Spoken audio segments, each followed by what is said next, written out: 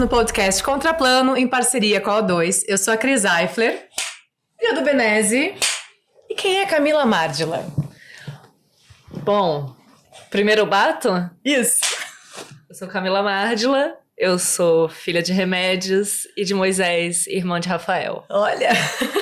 Filha de Remédios, adorei. Olha. Minha mãe, Maria dos Remédios. Uau. Ai, que legal. Olha, como que você se sentiu agora pra pensar nesse recorte, assim? Como que foi esse caminho? Já É difícil essa pergunta, né? A gente fica meio ensaiando ela assim na vida, achando que um dia vai na Marília Gabriela. Não, eu tenho pavor de bate-bola, sabe? Sim. Mas eu acho que eu não tenho realmente muito... Assim, a minha essência é a minha origem, totalmente. Assim, a Camila de verdade é a que eles conhecem. Ai, que legal isso. E, sem bom, contar que, assim, de fato, sem minha mãe, meu pai e meu irmão, essa minha trajetória, eu acho que, assim, seria totalmente outra e não seria a que é, assim. Então, realmente, eles são muito parceiros meus, assim, nessa loucura que eu inventei pra vida. Então, eu sou muito grata e me vejo muito nessa relação familiar. ai, que legal que você trouxe esse ponto. Olha só, suporte, apoio também. Vamos abrir já com essa questão também, assim, de repente. Eu adoro esses caminhos que vão se abrindo. Porque o que é ser artista no Brasil? O que é ser ator no Brasil? Da onde a gente parte para essa loucura toda, que é trabalhar com arte. Então, partindo desse lugar da família, como que foi essa estrutura? Qual a estrutura que você recebeu da sua família para operar nesse lugar? A estrutura que eu recebi foi muito amorosa, mesmo no completo desconhecimento, porque a minha família não tem qualquer relação com o mundo das artes. Não tem ninguém na família que tem algum tipo de interesse. Eu não frequentava quando criança. Meus pais... A gente não tinha esse repertório, assim, de ir ao teatro, ler livros em casa, consumir cultura. A gente estava bem à margem disso, assim. Não tinha esses acessos. Mas isso foi brotando dentro de mim de uma forma muito curiosa, que depois de muitos anos e muita elaboração, assim, na vida... Eu entendo que eu encontrei no teatro uma forma de me comunicar no mundo, porque eu era muito tímida, aquela criança assim que tem medo de fazer pergunta na aula, que é muito travada, mas que tem muito interesse, que vai se apaixonando pela leitura. E eu acho que os meus pais, eles foram percebendo isso, assim, que eu desabrochava quando eu tinha alguma função teatral. Apresentação na escola, começou assim com o texto Dia das Mães na missa, porque eu estudava em escola de freira. E as freiras começaram a me apoiar muito. Olha! Que foi maravilhoso, me ajudaram a fazer curso de teatro na época, de pagar curso pra mim. Porque eu fui virando assim essa persona que se apresentava na escola de diversas formas, na dança, no teatro, na poesia, escrevia, fazia de tudo, mas ao mesmo tempo no social era muito quieta, assim. Então realmente eu fui vendo que essa era uma via e eu sinto que eles perceberam e foram me incentivando da maneira que podiam, porque sem compreender nada, era um pouco acreditar em mim. Assim, eu falo que eu quero tal coisa, ela fala, bom, vou acreditar que é legal. Então, eu já muito nova fui escolhendo onde eu queria estudar, com quem eu queria estudar, o que eu não queria. Eu lembro que tinha uma escola em Brasília, minha mãe me levou para fazer teatro infantil, eu não queria fazer teatro infantil, eu falava, não é isso que eu gosto, é outro, preciso achar outra professora. Aí queria ir para outro lugar e eu fui tentando e eu sei que foi um medo tremendo para eles, então eu tenho essa gratidão enorme e um reconhecimento porque eles atravessaram um medo do desconhecido, porque inclusive a gente, pelo contexto familiar e de onde a gente cresceu, como cresceu e tudo, era visto com maus olhos, assim, era uma coisa, tipo, essa filha de vocês vai virar uma garota de programa, porque para você entrar numa TV você vai ter que fazer um teste do sofá, tava tudo muito imbuído dessa aura, né, pejorativa com o fazer artístico, mas eles sentiam um desejo tão grande em mim, e eu tinha uma disciplina quando criança tão determinada de que eu ia fazer isso acontecer de alguma forma e que me interessava muito, que eu acho que isso foi movendo eles a atravessar esse medo e esse julgamento. Ai, que legal isso tudo, né? Todo um percurso também da comunidade. Eu sinto que o ter me tornado artista promoveu uma certa revolução familiar, de alguma forma também, assim, porque aos trancos e barrancos, porque eu não tô dizendo que tudo são flores, não são mesmo, é muita briga, muita tentativa ali de fazer compreender e atravessar momentos, mas eu acho que foi abrindo um horizonte diferente, assim, e que foi sendo um processo de transformação para todos nós, e hoje em dia a gente conversa um pouco sobre. Não, isso é muito legal, a gente pouco fala também, né, da rede do artista, da família do artista. E tem também, acho que muito acho que da geração que os pais ou a própria pessoa o imaginário foi moldado pela telenovela, por exemplo. Eu acho que já finca num lugar de que, por exemplo, o patamar mais alto a se alcançar é fazer uma novela da Globo, por exemplo, né? Ou, às vezes, o pedágio de se fazer alguma coisa paralela. No meu caso, eu formei como ator e tive que fazer alguma outra faculdade em paralelo, meio que para os meus pais comprarem a ideia. Eu não sei se com você rolou, mas eu fiquei curioso de saber. Eu fiz também, claro. Mas acho que também por um medo próprio. Porque quando eu comecei a fazer os primeiros cursos de teatro com uns 12 anos... então, quando eu já estava ali nos 18 para a universidade, eu pensei, preciso ter um plano, outro, porque até então, para mim, era um negócio que eu amava, mas eu não sabia como poderia acontecer ou dar certo, assim, não tinha nada além da minha fé em mim mesma, assim, porque... Os testes que eu fazia muito teste já. Cheguei a quase fazer um filme na época, um primeiro longa ainda criança. E tudo deu errado. Eu só recebi não. Eu recebi um não atrás do outro. E nãos horrorosos, porque naquela época as pessoas eram mais descuidadas ainda.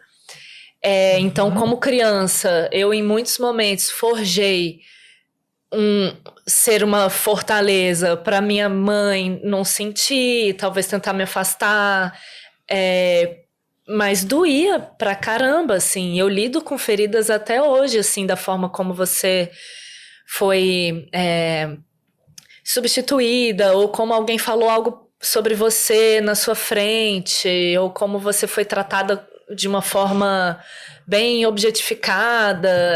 Passei por tudo isso, assim. E tudo sempre foi não, e sempre não rolando, não dando certo. Então, quando chegou perto da faculdade, eu falei, bom, eu vou estudar outra coisa, porque eu acho que eu preciso lidar com o fato de que às vezes não dá, às vezes não acontece, assim. Então, e aí fui fazer comunicação social, e acho que acabou sendo uma escolha bem acertada, porque de alguma forma me fez me aproximar mais do cinema. E por outra abordagem, não de uma atriz querendo um papel no cinema, mas de uma pessoa que faz cinema. E eu acho que isso muda um pouco, talvez, a minha forma de ser atriz. Orbita atriz, né? Você se olha de fora da ilha. Também, né? Forma. Porque quando você tem uma compreensão mais do todo, assim, eu acho que ajuda muito a compensar um lado que eu acho muito cruel para elenco, que é essa sensação de que você está sempre à mercê de uma escolha de outra pessoa. Acho que o teatro ajuda, mas isso também de você tá, às vezes, em outras funções dentro do cinema e estudar cinema de uma outra forma também te dá uma certa autonomia, assim, de não ver as coisas de forma então eu não fui escolhida porque eu não sou boa, ou eu não fui escolhida. Aí eu fui até compreendendo vários nãos que eu já levei, não que fossem justificados, mas entendendo que as decisões muitas vezes não são sobre a qualidade do seu trabalho. Sim. Né? Sim. Esse é um lugar muito, muito bom da gente trazer aqui, porque o ator acaba, até mesmo no próprio, quando chega lá, no take, etc, sempre tá duvidando de si, né?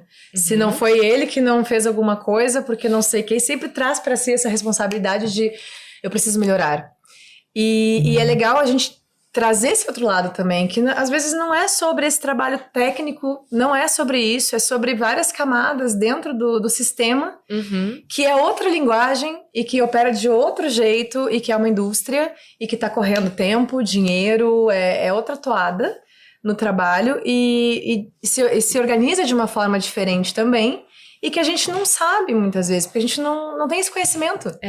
Né? Não entende como que acontece.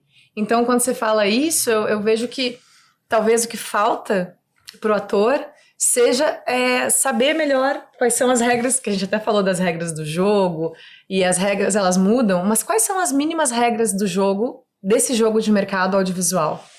Você acha que... É um mercado bastante nebuloso, eu acho, assim, né? Porque é uma cadeia muito grande de decisões, assim. Eu acho que é por isso que às vezes tem muitos atores que quando, inclusive os que têm carreiras, né, gigantescas no audiovisual, quando tem um desejo de retomar uma sensação de autonomia, vão fazer teatro, né? Porque daí você, volta pro lugar em que a decisão é sua. É você no palco, o seu projeto, o seu desejo, ou a sua companhia, as pessoas que você tem uma troca artística de longa data ou, né, mais íntima. E a gente tem vivido realmente um momento em que o mercado audiovisual, ele é flutuante, assim. Então, só que ele vai mexendo muito com as nossas inseguranças. Porque são decisões, às vezes, que tem razões desconhecidas e que a gente nem vai ficar sabendo. Às vezes é algo que a gente não tem como alcançar mesmo, assim. E por isso eu acho que essa perseguição, às vezes, pode ser muito desgastante. E eu vejo e fico muito triste mesmo, assim, com tantos amigos que eu vejo, assim, adoecendo de verdade. Porque é uma busca meio desesperadora de respostas que não vêm. Porque não é um lugar que tem um feedback de um teste. Muito raro. Nossa, quando a gente fazia mais teste presencial, você até tinha um pouco uma sensação de feedback, né? Porque acaba que se fala alguma coisa, tem um calor, tem uma pequena troca. E tinha esse lugar que você... Às vezes no cafezinho tem uma conexão e que lá na frente dá fruto para outra coisa. Então, e tem uma temperatura também ali no ambiente. E que, bom, eu sinto muita falta de viver mais presencialmente, apesar da democratização da coisa da self-tape e tal, mas eu acho que é interessante sempre prever esse momento do encontro, porque eu acho que tem muitos momentos, tem muito projeto que tem sofrido disso também, de que quando o encontro acontece, você fala, opa, não encaixou. Porque você não teve aquela mínima troca, né, direta com o ator, assim. Mas, retomando a coisa das inseguranças, eu acho que vai dando uma esvaziada na gente como ator, assim, esses caminhos que você fala, mas por quê? Mas o teste foi muito bom, então eu posso saber o que foi? Ou, não senti que o teste foi bom, mas gostaria de saber também o que vocês estavam esperando, porque... Pra entender, né? Eu acho que tem uma balança complexa também que você estava falando que, claro, a gente não deve achar que o problema é sempre a gente, nosso trabalho e tal. Mas também acho que a gente não pode cair na chave de tudo justificar por algo externo e muitas vezes não estar se trabalhando também. Total. Que, por exemplo, hoje em dia eu sinto uma baixa tremenda em relação a cursos e estudos, assim. Eu, sei lá, eu sempre vivi de muita oficina. Cheguei no Rio de Janeiro em 2012, eu dava muita oficina. O meu coletivo, o Ares Coletivo, dava muita aula com a Miuá, a Liliane. E tá cada vez mais difícil, assim, você formar a turma e você ver cursos que não sejam baseados em algum tipo de promessa de mercado. Sim. Então, você se aprofundar numa pesquisa mesmo, você se aproximar de um grupo, criar essas identificações artísticas, essas parcerias, eu sinto que isso foi isolando a galera de alguma forma, que você fica mais ali sozinho, só self-tape, vai lá e faz uma self-tape, está com poucos lugares de agregadores, eu acho. Sim, eu percebo isso também, a gente fala muito isso, que é não prometer a vaga no céu. Porque, assim, essa coisa de, não, vem pro meu curso que eu vou conseguir fazer com que você não sei. Não, né? Eu acho esse lugar desonesto. Porque, na verdade, a gente tá falando aqui de tantas coisas em agenciamento que como que você chega pra alguém e fala isso e faz essa promessa? Né? Prometer qualquer coisa, assim, se alguém estiver prometendo alguma coisa pra você, desconfie. Porque não é bem assim que funciona mesmo, assim. A gente estava até falando ali no paralelo, né? Exato. Vou trazer para cá. Traga, porque a gente já começou um pouquinho antes a falar algumas coisas. Trocar algumas coisas, assim. Eu acho que às vezes muita gente fica perseguindo uma ideia de sucesso que está baseada numa exceção. E isso... E a gente vai perdendo pessoas nesse caminho, assim, porque as expectativas são muito altas, também porque o meio, às vezes, vai vendendo o sucesso de alguém, ou o que se chama de sucesso, porque, né, que conceito questionável, mas, assim, o reconhecimento ali de alguém é como se fosse algo mágico, né? E, às vezes, pode até ser que tenha sido uma coisa que acontece de um dia para a noite, a pessoa... faz uma protagonista, estoura e tal, mas isso representa o quê dentro de um panorama de um país desse tamanho, cheio de artista desse jeito? Exato. Assim, é uma porcentagem ínfima. As pessoas que realmente que trabalham exclusivamente no audiovisual, ínfima, assim. Então, eu diria, quando, né, as pessoas perguntam aconselhamentos e tal, eu diria para não apostar numa chave só, porque tendo uma cabeça bem pragmática mesmo, que eu acho que toda profissão olha para o desenho de possíveis carreiras dentro da sua área e tal, acho que toda profissão tem esse momento, é considerar os dados de realidade. Eu amaria que fosse diferente.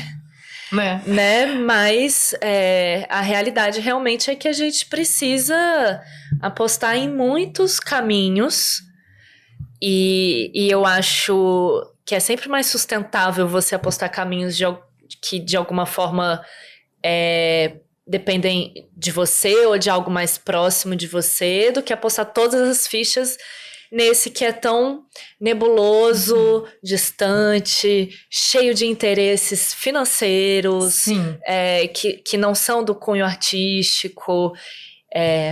Eu sonhei ser atriz quando eu pensava numa carreira, assim, eu ali tendo as primeiras atrizes que eu admirava no cinema e no teatro, a Georgette, que veio aqui, que mandou um beijo, deixou um beijo. Via esses grandes nomes do teatro, Grace Passou, a Maeve nos filmes, eu tinha muita Fabíola Nascimento, eu olhava assim, essas já mais um pouco próximas, mais uma geração à frente, né?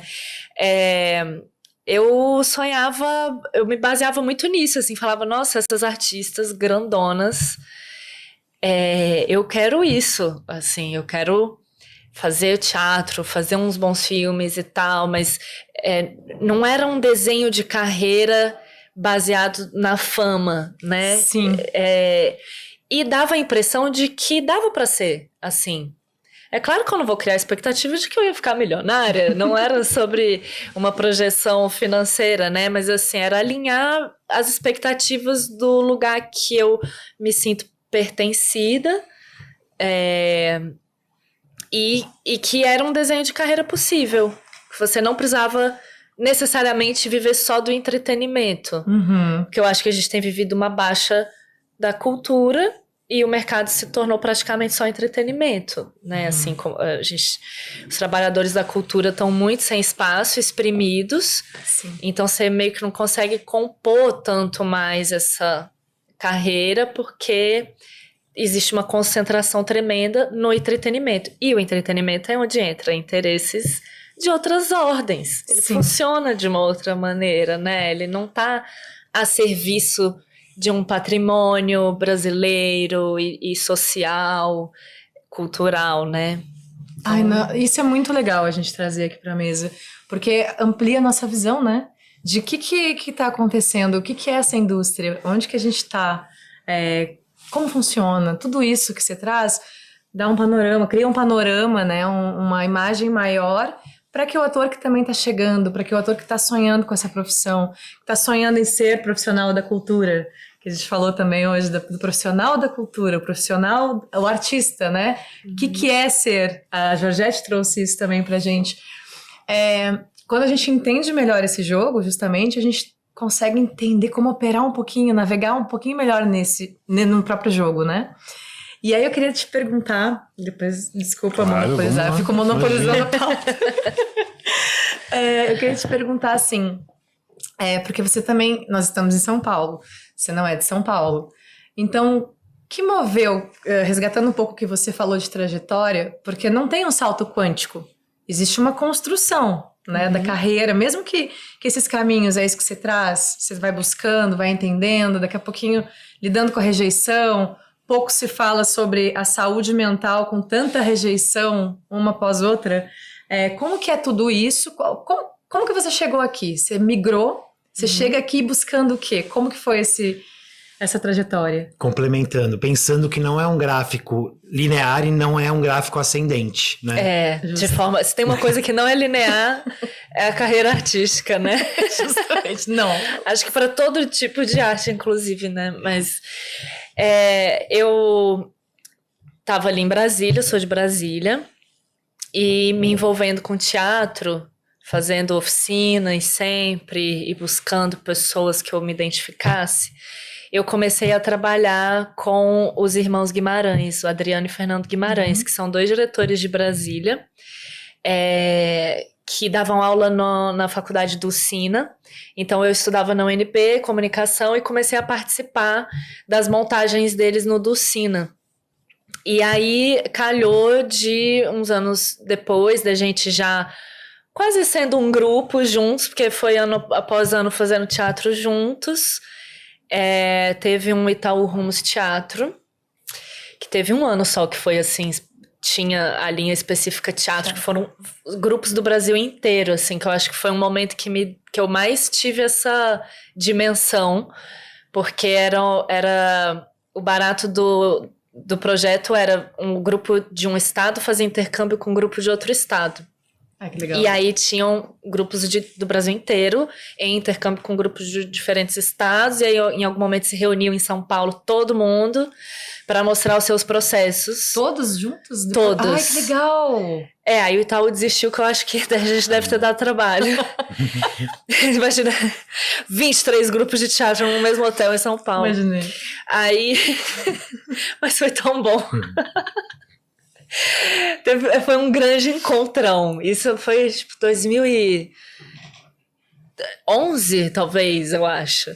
E aí os irmãos Guimarães, a gente trabalhava Beckett na época, que daí até se tornou meu TCC e tal, e eu já um pouco tentando desenhar uma conexão entre a comunicação e o ser atriz, e misturando esses caminhos. Eu achava que eu ia viver uma vida acadêmica, porque eu era muito da escrita, da pesquisa e tal, e aí a gente fazia intercâmbio com um grupo do Rio, que era a CIA Teatro Autônomo, que tem a Miuá, que era do Jefferson Miranda. Aí a gente começou a flertar, e logo depois eu já estava me formando, e os Guimarães foram dirigir uma peça no Rio. Me formei, falei, bom, eu acho que eu vou pegar aqui essa reservinha de dinheiro que eu fiz trabalhando eu trabalhava em várias funções na publicidade. E aí fiz ali um pezinho de meia, falei, vou apostar um tempo, acompanhar, pelo menos eu sei que tem uma galera que eu conheço fazendo uma peça no Rio, no mínimo eu vou acompanhar os ensaios. Eu não tinha papel na peça nem nada, então eu fiquei ali meio voluntária. E foi assim que eu fiz muita coisa na vida, inclusive no audiovisual, assim, quando eu tava na faculdade, quando eu fui migrar, Porque o meu curso, minha habilitação especificamente era publicidade, mas eu queria fazer mais coisas no audiovisual. Comecei a mandar e-mail para as pessoas, posso te acompanhar no set? Porque tem uma coisa que eu falo, né, que nada prepara a gente para um set. Não tem curso que prepara a gente para um set. Não tem. Não tem. Então, galera, como é que se prepara para o set? Nem a equipe, nem a... Né? Nem equipe, nem elenco. Porque o set, ele é sempre uma descoberta diária e com um perrengue diferente, com uma forma de acontecer diferente, com uma equipe diferente, projeto diferente. Então, realmente nada te torna apto àquilo, né? E aí eu fiquei ali acompanhando a peça, meio fazendo uma assistência. Uma atriz precisou sair, eu entrei na peça. E aí fiquei. E essa peça, quando chegou a rodar um pouco, Bom, aí várias coisas brotaram daí. Uma foi, eu entrei num coletivo que já existia, que era da Miuá, da Liliane Rovares, da Maria Silva Siqueira Campos, que estavam já fazendo peça na época com áreas coletivo. E aí eu me tornei um quarto elemento. Comecei a dar aulas com a Miuá e depois com a Lili também, porque muito do meu TCC, que era essa pesquisa que eu estava antes, tinha a ver com o que elas estavam querendo trazer para a pesquisa do ator, e a gente foi construindo uma ementa juntos. Então eu fiquei nessa linha de ficar dando oficina com a Miuá, fazendo a peça, e eu tinha feito um teste que eu tinha recebido uma negativa tempos antes, em Brasília, com a Patrícia Faria. Ai, Patrícia. Que ela foi lá abrir câmera lá para um filme que ia acontecer em Brasília. E não tinha rolado para mim.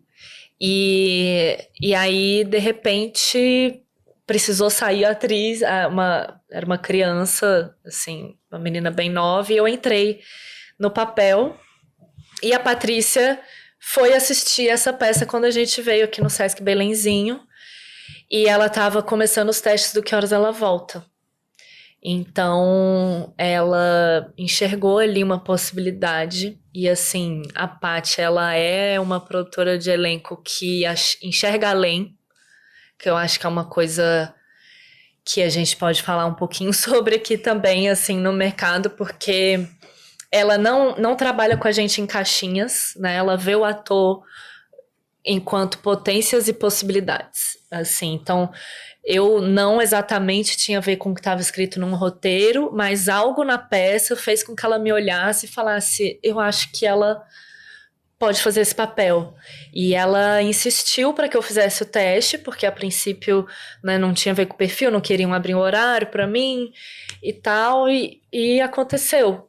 Então, e eu sinto que muitas coisas na minha carreira vieram por conta de alguém que enxergou algo inimaginável, assim. Como eu gosto de contar a história também de como eu fui parar no filme Carvão, da Carolina Markovics, que a princípio não tem... Porque ela também é uma diretora que enxerga além. Assim, ela não escolhe ator por um physique de rôle, assim, uma coisa... ou porque fez um papel que parece. Ela acredita e chama para um teste, eu fiz teste e tudo mais, mas porque ela vê a possibilidade de um ator construir algo, e não que a gente já é algo.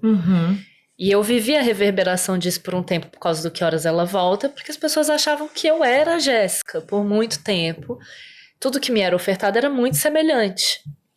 E, inclusive, por muito tempo, ficaram lidando comigo como se eu fosse pernambucana, como se eu tivesse aquele sotaque, E, às vezes, é um nível de tão pouca escuta que eu falo assim, eu nem tô falando com sotaque, e você acha que eu... Assim... eu tô aqui conversando com você agora. Olha só. Pra você ver que... E causava essas surpresas, assim. Eu fui conseguindo furar alguns trabalhos... Aconteceram situações do tipo eu ser desaprovada em algo, não ser aprovada para algum trabalho, porque me viam como a Jéssica, então não era uma possibilidade. E aí a pessoa cruzou comigo num cinema e falou assim, nossa, mas você é diferente. Sim. Tipo... sou, não sei. É fã ou hater? Só um pouquinho. O que você quer dizer com isso? E aí depois vira uma nova ligação e fala assim, não, a gente achou que você pode vir sim, fazer o teste. Porque era meio olhar e falar assim, não, ela não é a personagem, ela construiu aquela personagem, né? Ao mesmo tempo também, agora só me acendeu aqui uma luzinha do quanto a ficção, o cinema tem esse poder de te colocar uma realidade, criar essa realidade e ser quase que incontestável também, né?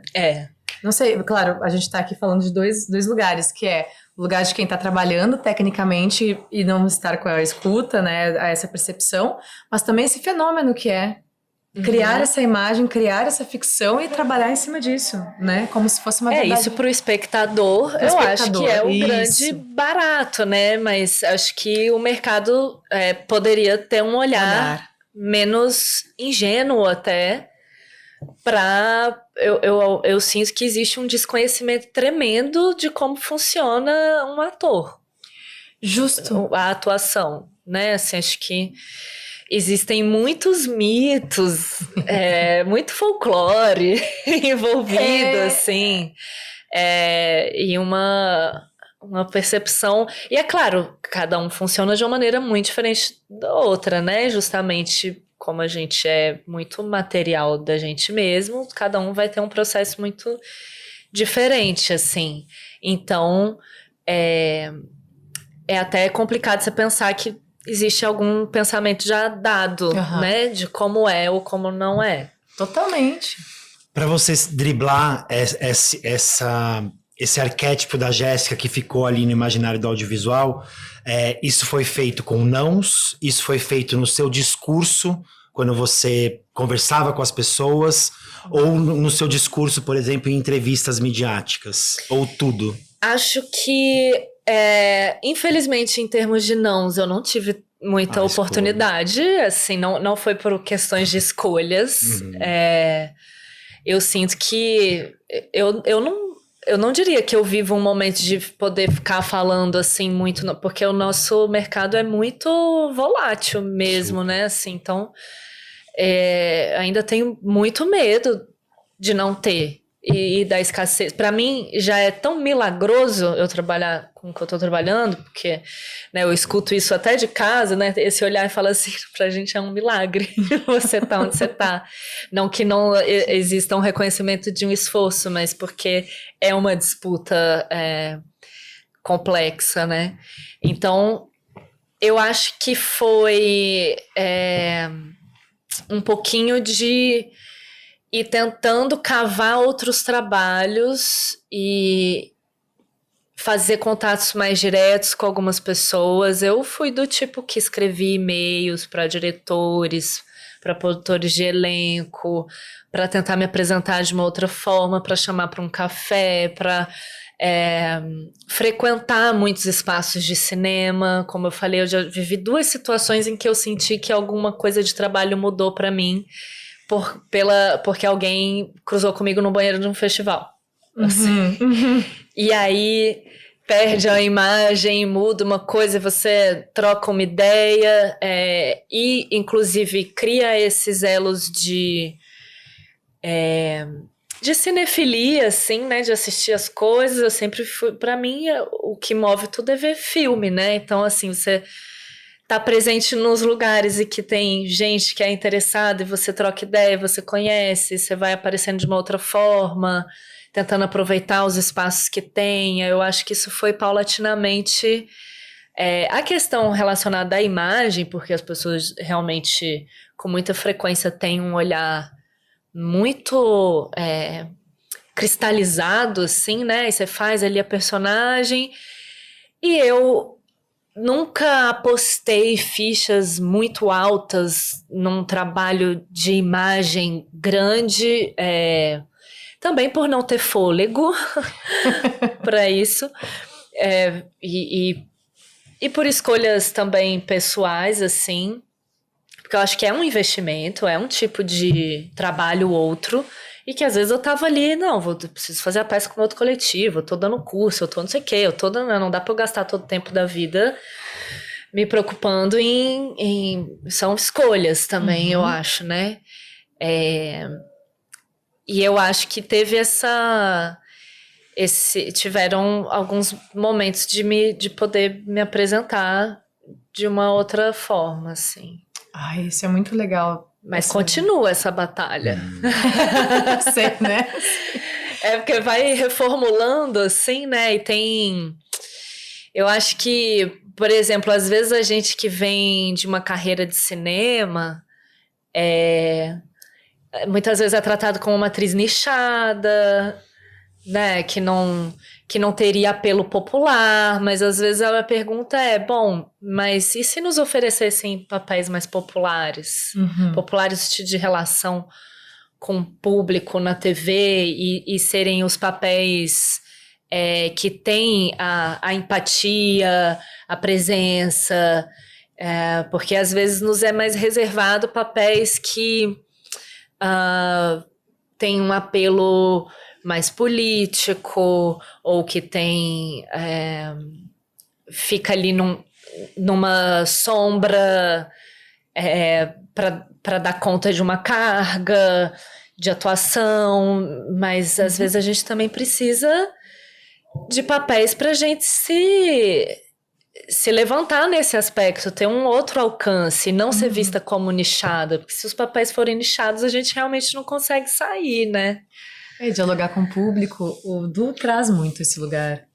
E é interessante você dizer isso, porque, por exemplo, eu quando penso em atrizes contemporâneas do nosso cinema, que chegaram nesse patamar de nicho muito alto, você está entre elas. Só que isso não sustenta, né, a continuidade de uma carreira. Porque eu acho que você tem uma curadoria de repertório muito boa. Quando eu olho para as coisas, os produtos que você fez, até a diferenciação de personagens que você fez, eu acho, é uma das atrizes que eu acho que tem uma curadoria de repertório mais impecável, assim, dentro do nosso cinema. Mas isso não quer dizer também que isso te garante transição entre linguagens, né? Não garante necessariamente, por exemplo, que a TV vai abraçar esse lugar. E interessante como essas ilhas às vezes não se conversam, né? O TV, teatro, cinema... Não mesmo, assim, eu sinto que muitas vezes parece que você tá em universos paralelos, assim, às vezes as pessoas não assistem. Ainda tem isso, né? Já tem a do teatro pro cinema, pro audiovisual, e dentro do audiovisual, o que é cinema, o que é TV, o que né?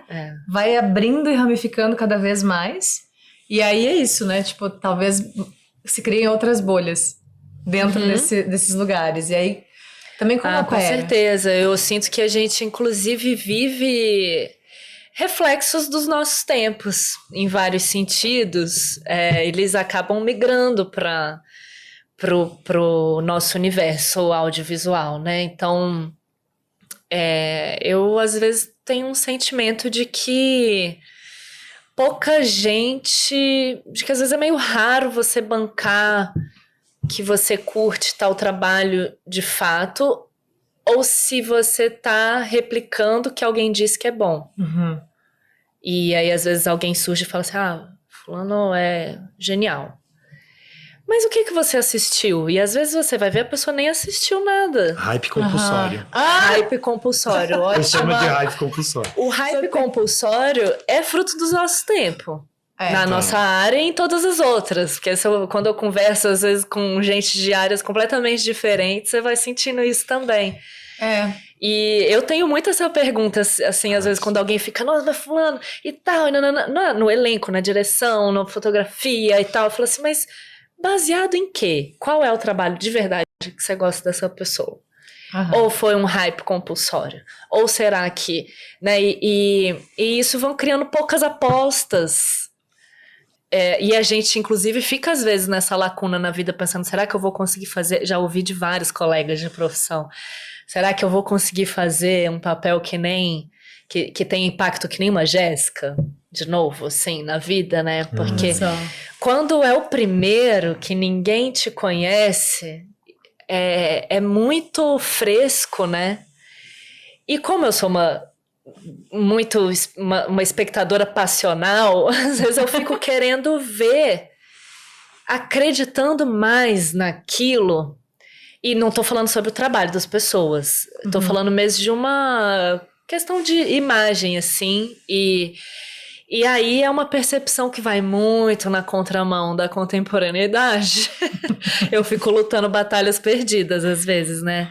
Mas eu realmente acho que o ideal mesmo, se a gente fosse ter assim, desenhos de carreira e tal, era a gente não gastar muito a nossa imagem e a gente não ser personas à frente. Porque os personagens perdem um pouco... podem perder um pouco de credibilidade. Olha... Eu, enquanto espectadora, falo isso, assim, porque de dentro é uma lógica que eu mesma não sustentaria. Eu quero fazer um monte de coisa, quero fazer tudo. Mas queria também ter a sensação de que não precisa fazer tudo. E eu sinto que tá todo mundo tão... A gente sempre tá com tanto medo que a gente fica desesperado para fazer tudo. Uhum. E aí também, às vezes, vai criando um precedente no mercado que é muito ruim em termos de distribuição de renda. Né? Porque, assim, às vezes você não precisa pegar um ator, tal, não, pra abrir uma porta. Ou alguém que já tá num momento... E já, de vez em quando, agora que eu tô me sentindo um pouco mais confortável... um pouco. Às vezes tem algo que chega que você fala, cara, eu acho que isso vai fazer tão mais diferença na vida de outra pessoa. Uhum. Porque já fiz algo semelhante, ou porque...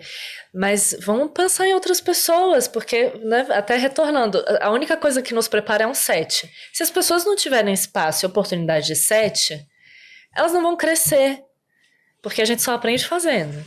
Pois então, a prática. E tendo a oportunidade de fazer de novo, depois que você vê e você reavalia, vai lá, estuda, tenta de novo, né? Erra melhor. Erra melhor. Eu queria só fazer um parênteses, você trouxe uma coisa bem interessante, que você falou sobre apostarem no novo, etc. E eu sinto que isso é um calcanhar de Aquiles, especialmente da parte de produção de elenco, que eu sinto que existe um apego muito mais à funcionalidade de um ator perante o mercado do que à qualidade dele. Perfeito. Até num sentido de você olhar um material e saber atribuir critérios para além de ele é potente, né? Você saber dizer por que um ator é bom, por que não é.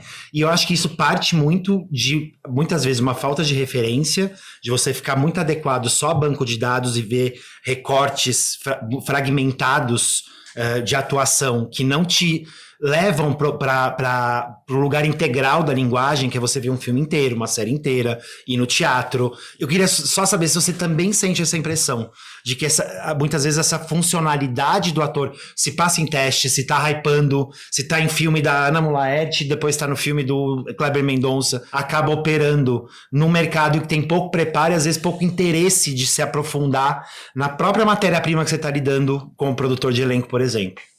Eu tenho esse sentimento em relação a quase tudo do audiovisual. Porque eu acho que a gente tem perdido muito parâmetro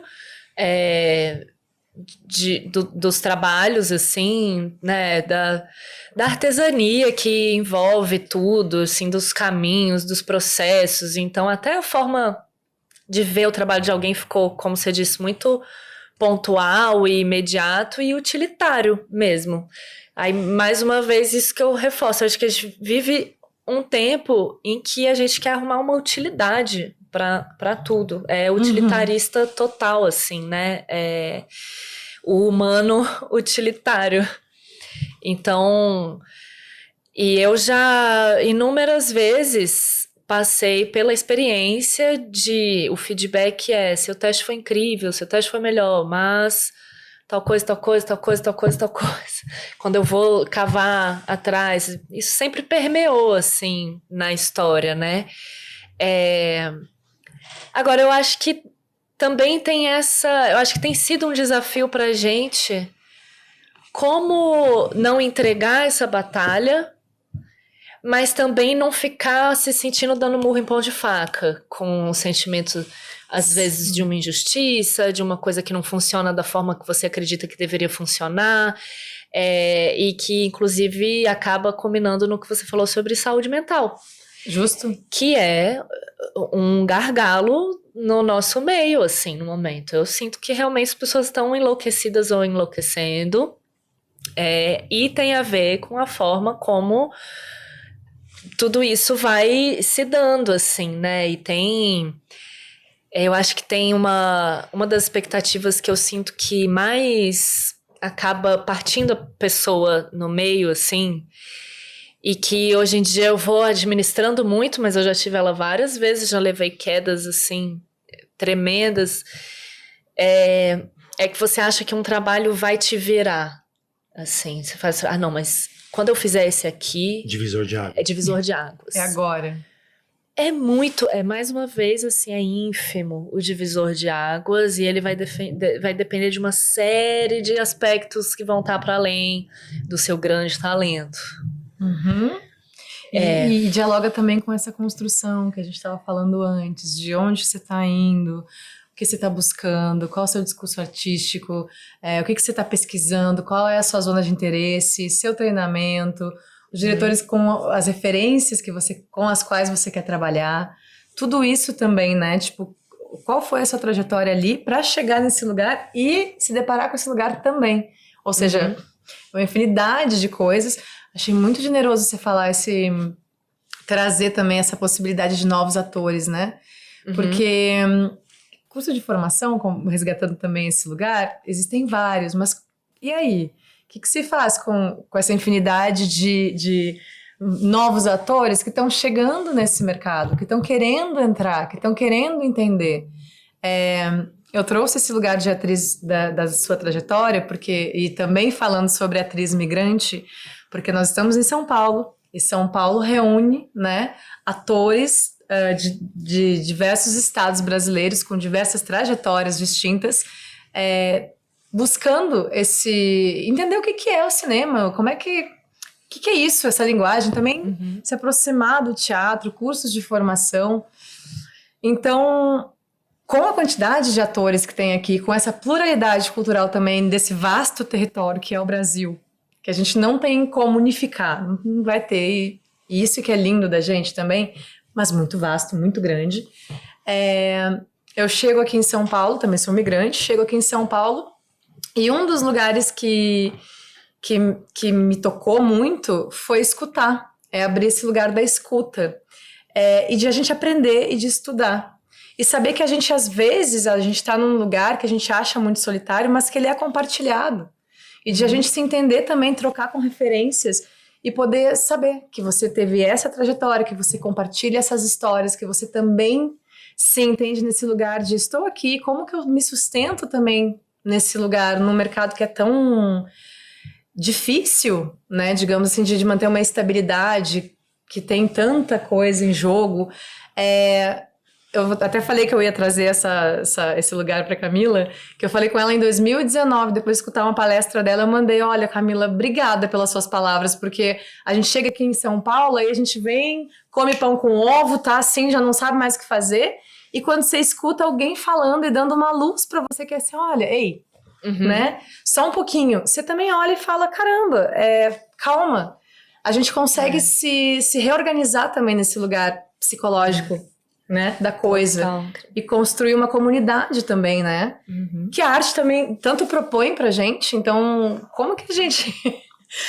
eu nunca entrei nessa pra estar sozinha, na verdade eu entrei pra estar junto, né? Então eu nunca pensei uma carreira solitária, solitária, de projeção única. O maior barato que eu tenho, inclusive, em seguir fazendo hoje em dia são as pessoas que eu encontro, os coletivos que se criam ainda que provisoriamente a cada projeto.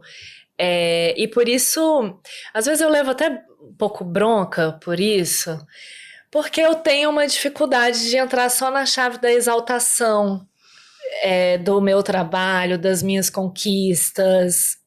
Eu tenho uma dificuldade pessoal mesmo, porque às vezes me dá uma... me dá uma sensação assim de estar romantizando. Eu não quero... Eu não gostaria que ninguém se sentisse fora. Sabe, um pouco essa sensação que você fala assim, nossa, mas é difícil que você vai lançar um trabalho, você precisa... exaltar e precisa ficar feliz e comemorar e tudo mais. E eu tenho muita satisfação e felicidade com o momento que eu tô e tudo mais. Mas a minha cabeça sempre tá também consumida pelo geral. Porque eu não consigo ficar completamente confortável se eu sinto que tem tanta gente desconfortável. Então eu tenho uma angústia tremenda com o mercado. E eu não consigo entrar na chave de só celebrar o que eu faço.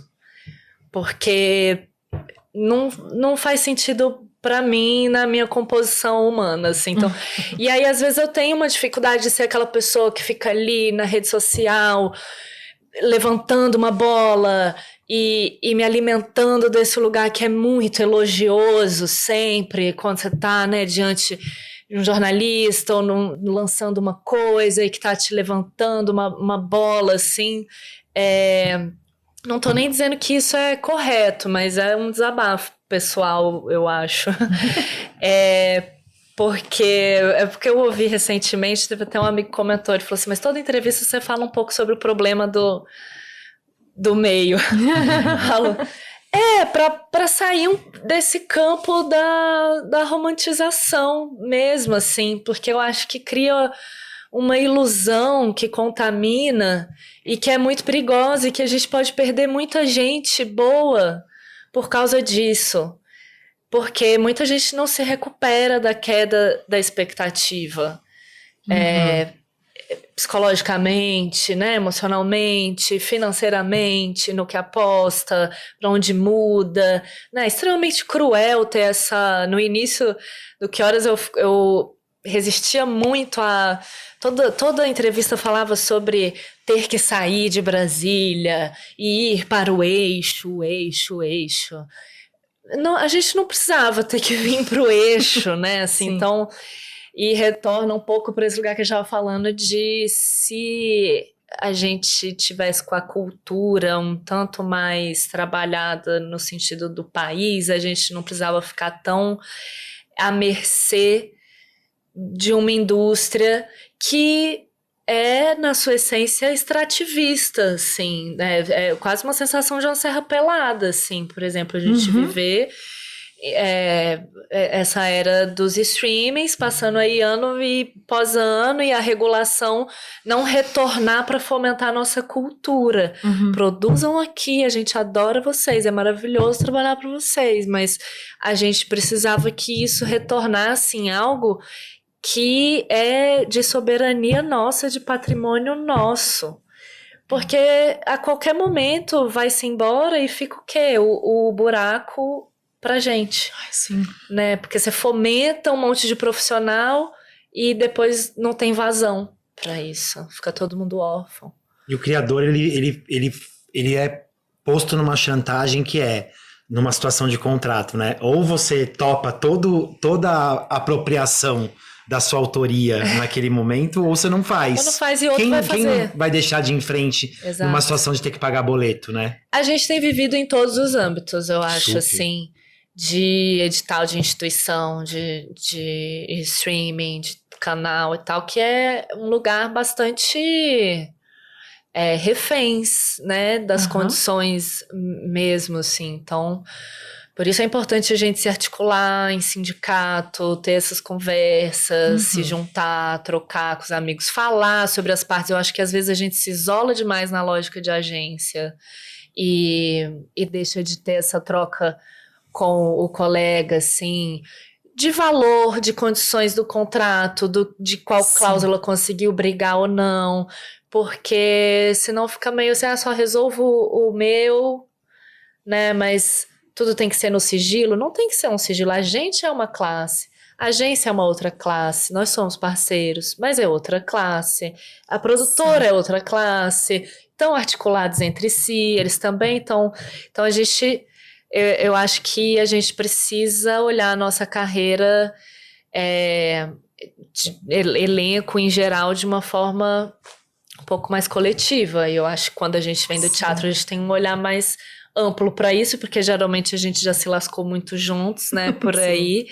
Mas quem tá entrando agora muito na lógica só do mercado audiovisual, talvez não tenha essa dimensão. Se entender como categoria, né? É.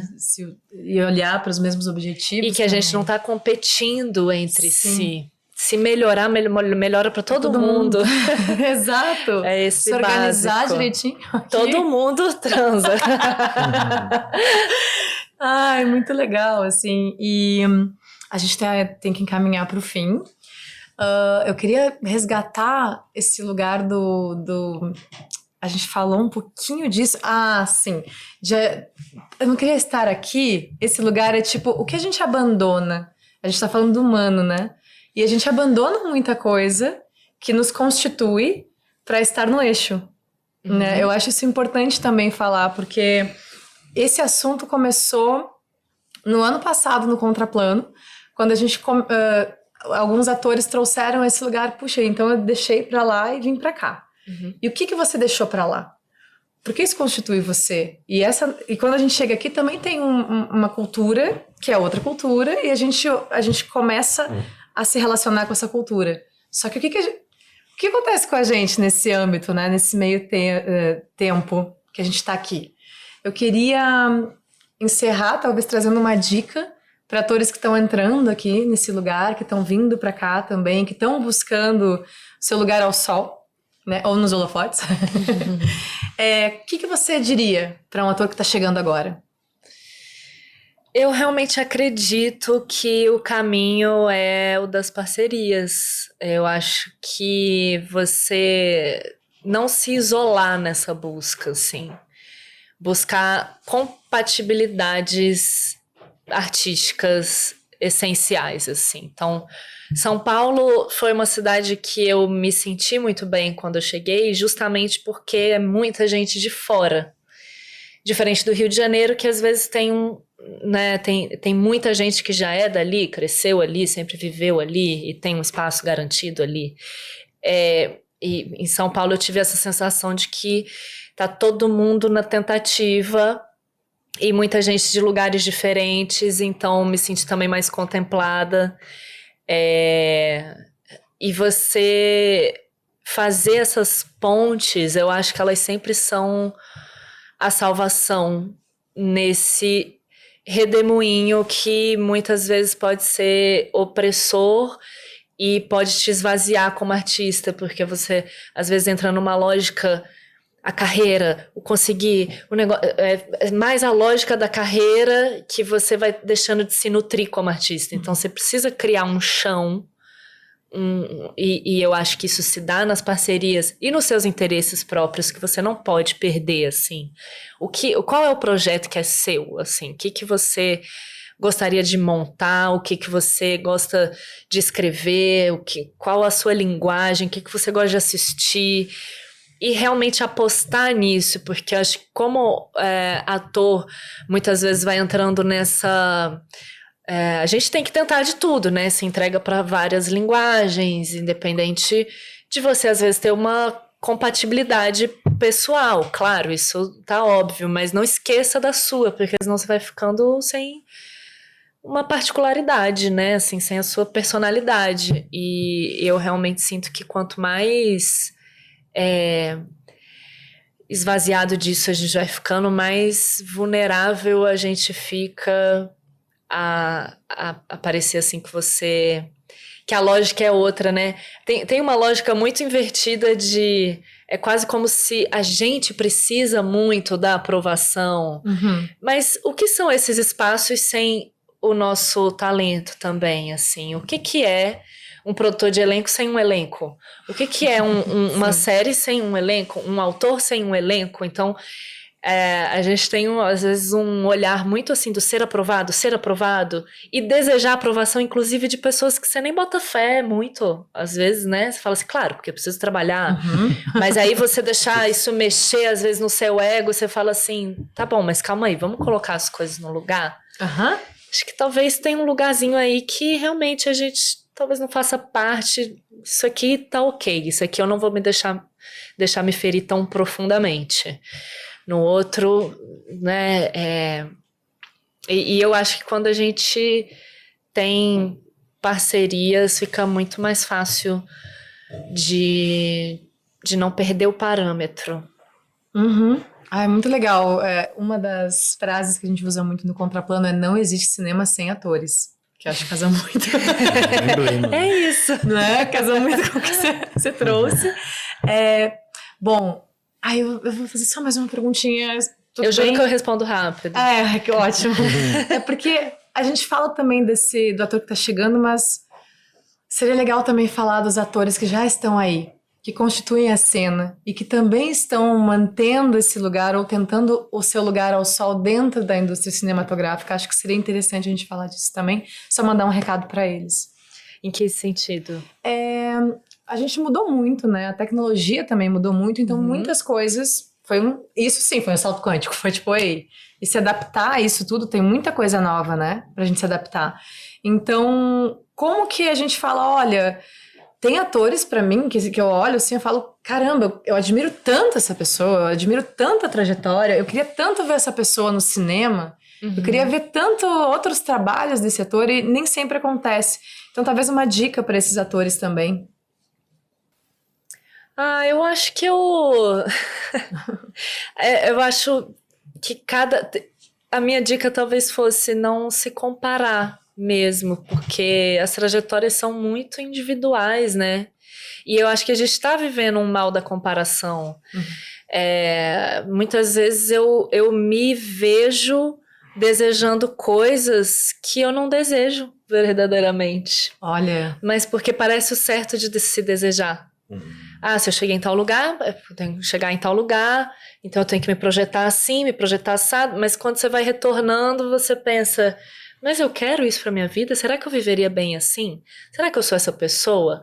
Porque todo mundo tá fazendo e parece que o mercado valoriza isso, mas isso seria a custo de quê pra mim, na minha vida? Isso realmente me traz felicidade? Ou eu tô tentando cumprir a tabela do sucesso? Ai, ótimo. Ótimo. Acho que é isso. Ai, amei. Obrigado. Olha, muito obrigada, Camila. Obrigada a vocês, adorei bater esse papo, gente. Ai, muito bom, muito gostoso. Ótimo. Obrigada a todo mundo que está assistindo a gente, que chegou até aqui. Lembrando que o Contraplano nesse ano vai acontecer em setembro, dias 14 e 15 no MIS, dia 16 na FAAP. A gente vai começar um financiamento coletivo, uma campanha para que a gente consiga estruturar o evento. Ele é feito colaborativo, todo mundo doando a sua força de trabalho, seu tempo, sua vontade, sua boa vontade, né? Para que a gente possa construir esse lugar do ator no audiovisual. Então, gente, vejo vocês no Contraplano em setembro. Vejo vocês lá também. Apareçam. Um beijo. Beijo.